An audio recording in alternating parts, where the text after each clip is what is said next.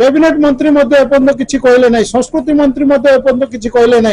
तेणु ओडिशा को भाग भाग केबे करबा को आमे देबु नाही। सरकारी सभा रे एभली वक्तव्य देबा एवं वंदे उत्कल जननी जेतेबेले गान करा गला बेलकू से न उठिबा ताकू आमे दृढ़ निंदा करछु।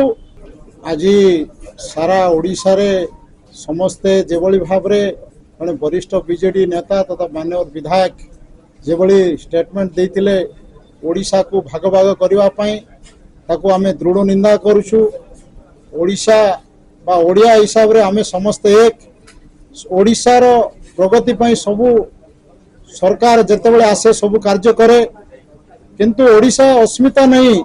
जो सरकार आज आसीथिला ओडिशा रे सेठी सेमाने जेभली भाव रे एई स्टेटमेंट देइछंती, निश्चित भाव रे ताकू आमे दृढ़ निंदा करछु। एवं एभली एक सभा रे जो सभा रे कि हमर सरकारी सभा थिला एवं सेटारे सरकारी सभा रे एभली वक्तव्य देबा एवं वंदे उत्कल जननी जेतेबेले गान करा गला बेलकू से न उठिबा ताकू आमे दृढ़ निंदा करछु। जे पर्यंत ए विषय रे सरकार तथा मान्यवर मुख्यमंत्री स्टेटमेंट तांकर देइनांती विधानसभा परिसर रे, से पर्यंत आमे राज्यवासी जो कुठागत आसी, राज्यवासी भितर जो लोकंकर भितर अस्थिरता आसी ताकू आमे एठी उठेबू। एवं जो सभा रे कैबिनेट मंत्री थिले, कैबिनेट मंत्री एपर्यंत किसी कहले ना, संस्कृति मंत्री एपर्यंत किसी कहले ना। तेणु ओडिशा को भाग भाग केबे करबा को आमे देबु नाही।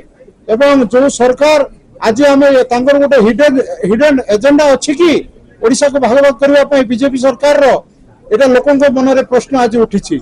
तेणु आमे दाबी करूछु राज्य और माननीय मुख्यमंत्री आसी विधानसभा परिसर रे तांकर वक्तव्य दियो।